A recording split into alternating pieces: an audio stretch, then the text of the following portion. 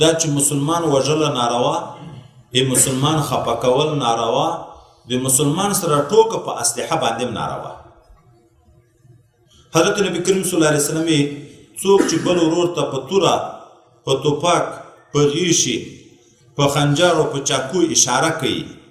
هغه یو روایت کې اگر که سکنای د پلار او د مور ورور خپل سکنای ورور خدا منه وژني نه څوک،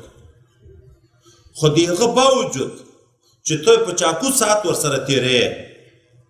په چاړه ساعت ورسره تیرې، یا غیشي او په توپک باندې ساعت ورسره تیرې، نو ملایکې په دغه انسان باندې لعنت وایي.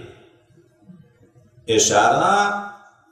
ډېر ملګري داسې چې چاقو راواخلي، یو سړی ډاروي وایي په ګوته په هلته لاس دا چاقو اوچت داسې کې اتې وایي، هغه غریب روح قبض شي، د هغه خبره تک زیړ واوړي چې خو دا د وایي ویلم په چاقو باندې اسلحه باندې اشارې دا ناروا. او دا خو لا څه کوي چې موجوده وه کې په کلشینکوف په اشاره کې ما راځولم د ما راځولم د ډاز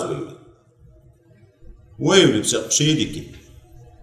نو اشاره هم په اسلحه باندې ناروا ده.